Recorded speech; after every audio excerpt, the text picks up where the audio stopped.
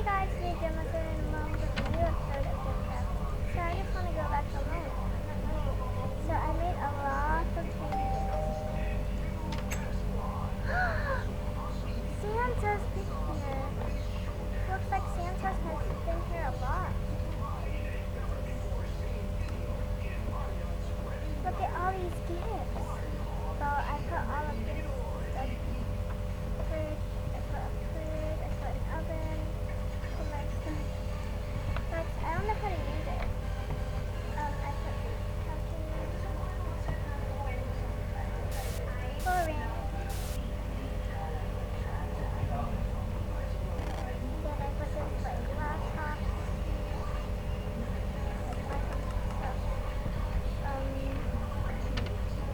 And I put cabinet. Now, you might be wondering, where is my bed? Where is all that? So I removed it. I actually did all of this in creative mode. And my bed. So just on those carpenter's bed. I didn't add any mods.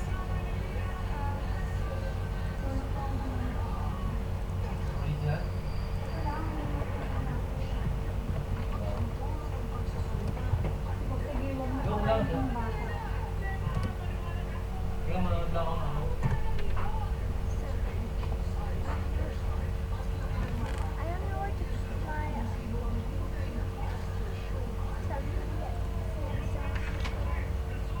stairs.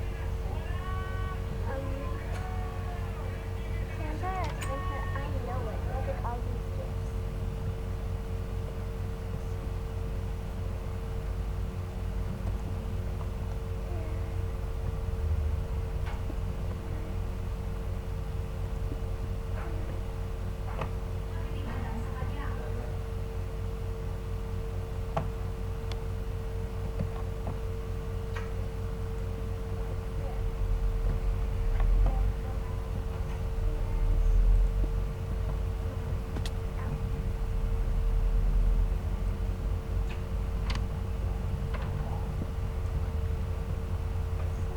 It's not gonna be that big. My bedroom is just gonna be like somewhere here. Hi, good afternoon. I called this morning regarding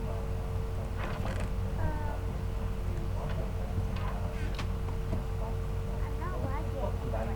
I don't know why. I did nothing right now.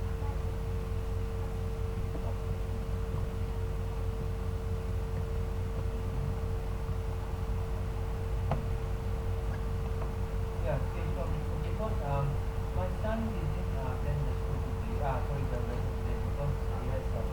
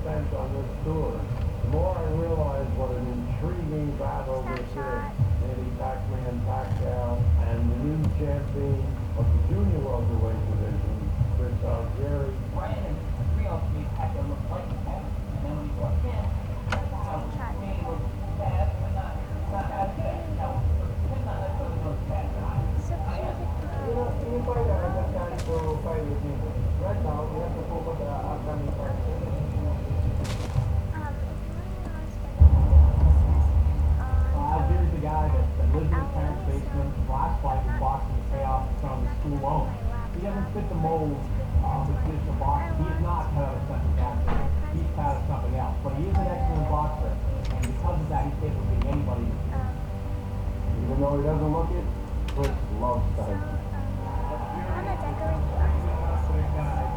decorate the upstairs. I am hungry, I'm young, I want to feed it, and I'm super tired. I want to open the house. What happened in the Barclays Center was what it was, and here we are with a matchup that I don't think is all that easy for manufacturing. I believe that Chris was born to be here and born to do this. He's 5'11 and 140. Just because he's taller, it doesn't make him better. When you have a reach event, how hard is that to take on? If you get boxing as long as being known, that's not so difficult. We're faster, you know, angles better. We're going to take him to score. Still winning the same way with dynamic, speed, power punching, tremendous skill. And I think that that makes him very difficult for almost anyone to fight. It's about my name in the top of boxing. It's about really one of the mechanics. So to do that, I have to prepare and work hard. I know I can be good at it because of my competitive advantage. I keep hearing he has an extra degree, that's not going to help him. He's going to be a doctor, that's not going to help him. And he's a cocky kid. He talks to the game, they think he can fight.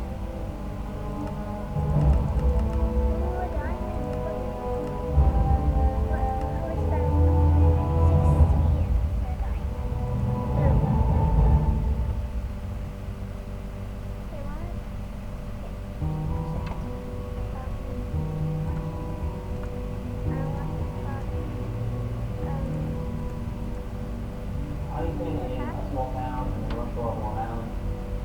If you phone over here, you got a bustling town not 10 minutes away. And it's Long Island, so this is all I knew growing up. My father grew up in Huntington. My mother moved from Argentina right to Huntington. That's where they met. They bought a plot of land and built a house. That's what we got. Rocco, hey. Spinach, broccoli, blueberry, whey protein powder, creatine, almond milk, coconut water, mango flavor.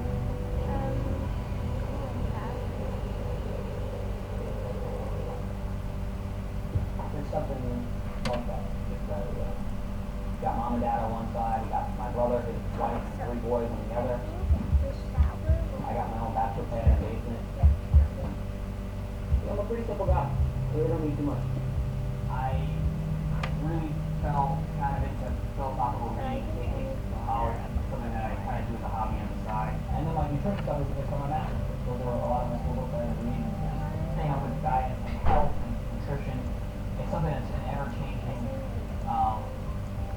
field. So you have to stay on top of it. There's a lot of reading.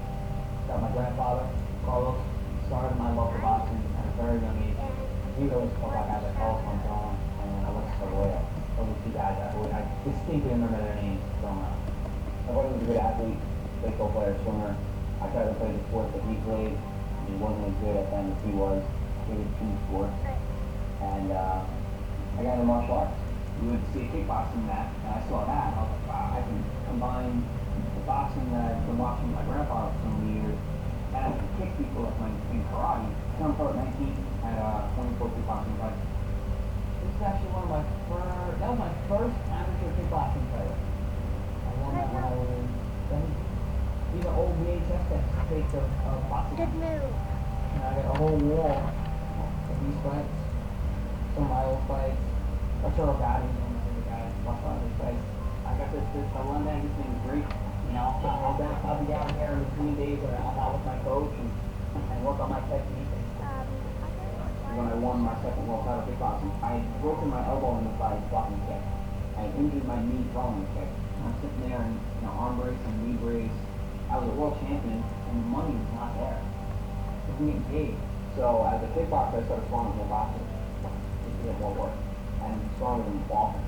And coaches kept remarking that I looked like I had boxing in me. You look more like a boxer, you look like some boxing in me. So that was in my mind, and I asked my coach about it, and he was like, no. Other kickboxers have tried that, it's not really, it's a tough transition. Did everything I want to do in kickboxing, nothing more for me to do. Happy injuries, nothing to do. Papa? It's no better than my brother did. Why only 1 hour? I have way to that. I have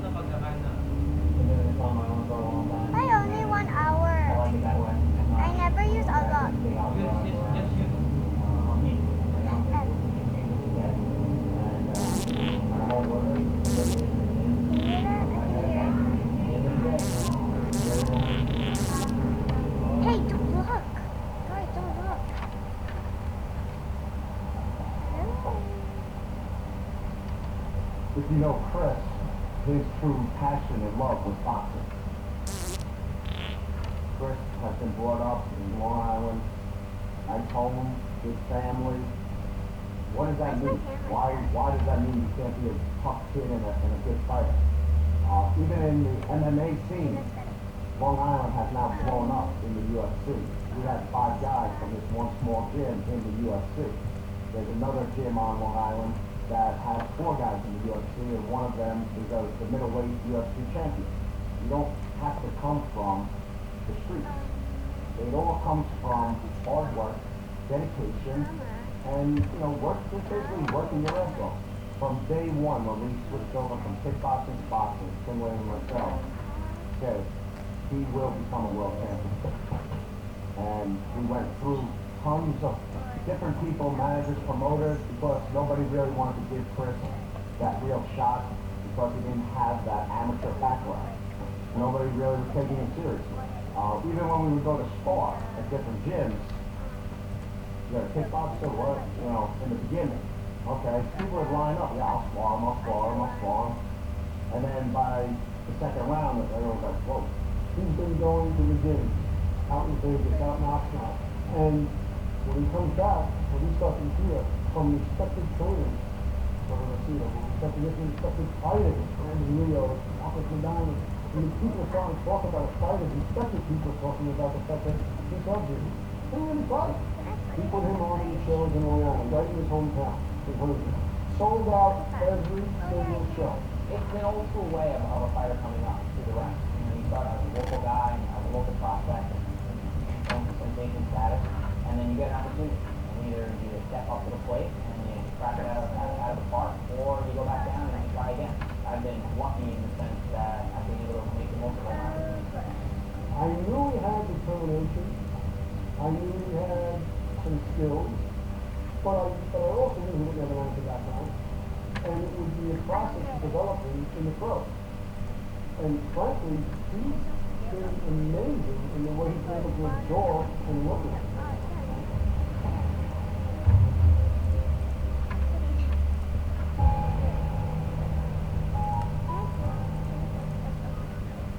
Well, my question going into the Bradley fight was, is Manny still the sharp Manny? Is he still capable of throwing punches and bunches like he has for most of his career? And I think Bradley, in the back of his mind, thought that Pacquiao after the Marquez knockout was close to a shot fighter. Bradley told Pacquiao, I'm going to knock you out.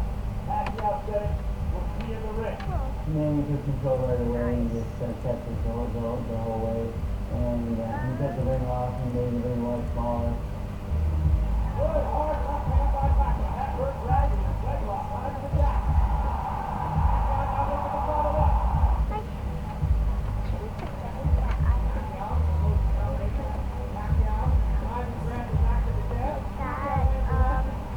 I did my best, and I got a lot of punches, and I appreciate it there. Pacquiao landed the 1-2. Can't get a left hand there. Bradley up. Goes to the flurry. If I take the word running, the boxers here in the States, they don't like to hear that word. Notice how 11 played out. Bradley keeps backing up. Pacquiao thinks. Bradley backs up. I'm trying to create more action in the ring, but he's avoiding all that. He's running around. I don't think Bradley expected Pacquiao to be that busy. I thought Pacquiao pressed the action. I thought he threw volume punches. I thought he threw punches from angles. He still throws more than enough to score points, and he still has more than enough power to make you aware of things and fearful of that. He goes in, and he does, essentially, in my view, what he did in the first fight. He dominates Tim Bradley with greater speed, greater skill, more side-to-side movement, more dynamic combination punching, and he wins most of the round. When he's getting tired, the body starts to affect him. And the thing is, when guys get tired, they start winning hunts a little bit too hard. Bradley's trying to pull the Marquez on Pacquiao. Has him come in, just goes up to the big shot. Hard right there by Pacquiao. Booker and shot there. And another hard right there. That's why it's so far this round. The big round for Pacquiao. One round. He tries, and I give him credit for that. I don't score fights when I call them. I just watch.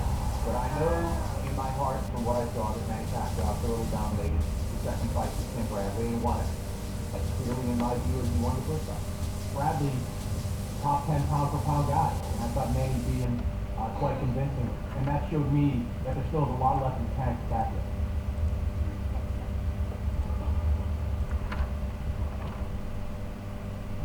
Chris Algieri did something that not a lot of fighters will do. That's basically one for Volkov. Ruslan Volkov, in many ways, is the very definition of high risk, low reward, and you're going to come out of it a different fight. He altered guys. Provodnikov was regarded as the kind of monster you don't want to get into the ring. He lost to Tim Bradley in the 2013 fight of the year. But even in the process of losing to Bradley, Bradley acknowledged that Provodnikov gave him a concussion. Ruslan is he's a tough guy. He comes forward. He's a big puncher. He's strong. He is that prototypical tough guy, Siberian Rocky. He lives up to his name for sure. But this is a boxing match. It wasn't a nice fight. Provodnikov is more civilized than fighting competitors around here. During that first round, he was a little tall and tight something there. As you remember yelling, stay lower, keep your chin up, and keep your hooks tighter. Out goes Algieri. First time Algieri has taken the canvas as a professional boxer, and it happens 2 minutes into round one. Sure enough, he throws a wide hook, barely hits Provodnikov, and he came through and cracked him with that left hook. I got a little in the first round. Made a mistake, got caught, had the paperwork in the 11.5. When I saw Chris get up, I knew he wasn't out of it, but when I saw his eye already forming like a circle, like a ring around it, I was like, this isn't good. I thought the first knockdown, this fight's over. No chance this guy was going to survive more than a round or two with Provodnikov. I thought Provodnikov was going to just walk right through him, and he did. Second knockdown. I don't believe his right eye has recovered yet from the left hook that put him down on the first shot. So 2 knockdowns already in the round for Provodnikov. And this could be quick. When he took a knee the second time, I knew he wasn't hurt. He didn't get hit by anything big. By the time the round was coming to a close, that eye had swollen up for a second. When he came back to the corner, there was no panic, and he was completely fine. I thought Algieri in that first round showed that he's got much more metal than I thought he really had. I was very curious myself as his trainer to see, okay, is he going to be able to settle down, get back to his jab, get back to sticking and moving, or is he going to fold? But the other guy, he's a shark. He smells blood. He's coming after you.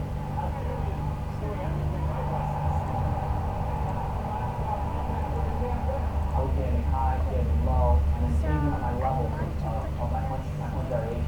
Also, I was finding home for different kinds of punches, whether they were straight punches, they were hooks, they were uppercuts, throwing punches on the inside, whether I was throwing combinations or setting up single shots. After that second round, I was like, we got some ground to make up, but we can win this fight. Provodnikov has found it harder and harder to land his big stuff upstairs. Might be useful for Provodnikov to focus on the body for a while and try to break Algieri down.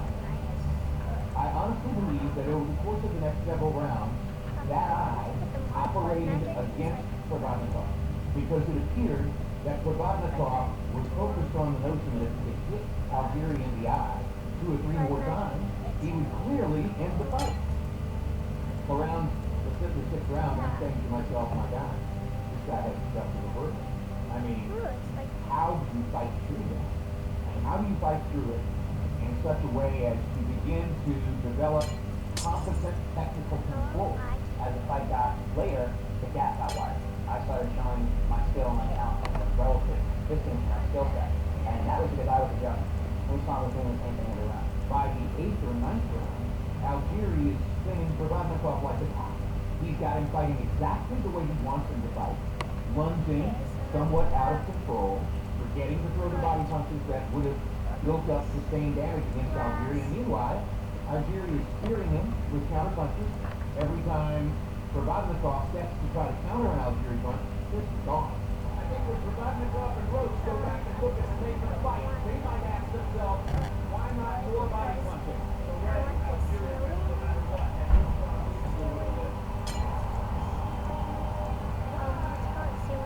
Most facing that adversity in the first 90 seconds would not gather themselves or have the wherewithal to actually steady themselves and do what most people aren't today, which is a pro.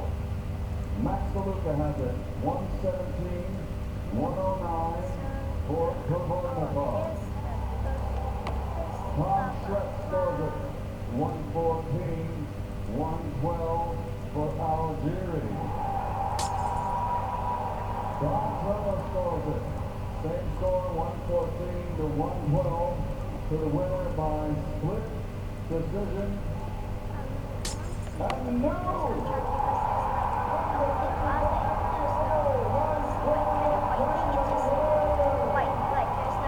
That shows something about Algeria that no one has ever seen before. No one saw Chris Algieri go through that type of adversity and come through the way he did. Look, we can all have disagreements on whether he won the fight or not, but no one can question the medal he took and the interior fluidity that he took to go out there and battle through that eye injury and finish that fight. I am not videos for Gemcraft. There was a moment in Manny Pacquiao's career when you expected him to put his opponent over his back. He was a tremendous knockout puncher with great straight-ahead power, particularly with the left hand.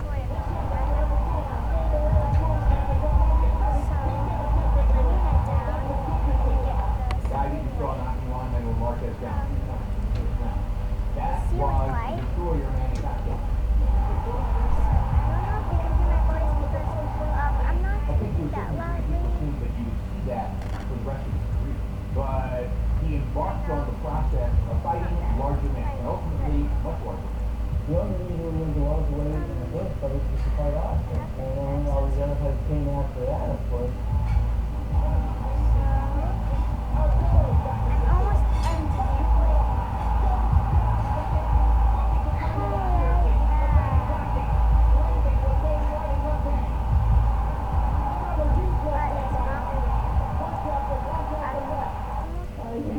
He's still there. I didn't know he's still a good fighter. He's still has speed. He's still has power.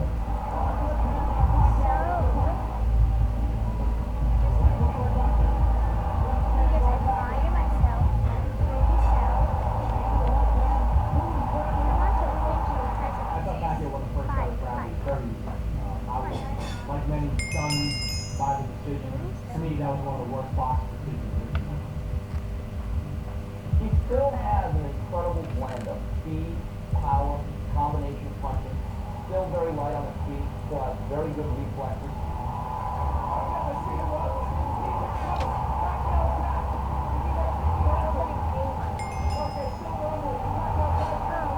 I don't want to say you ever have Juan Manuel Marquez right where you want him, because Marquez gets up from every single knockout he's ever put down on. But Pacquiao looked sharp against Marquez before he was knocked out. He didn't look like a guy that was at the end of his career. Marquez still walking, fighting almost as though he's in the leg. He was as close to the old Manny Pacquiao in the Marquez fight as we've seen since the big knockout. He was sharp. He was hitting Marquez with power shots, breaking his nose. If you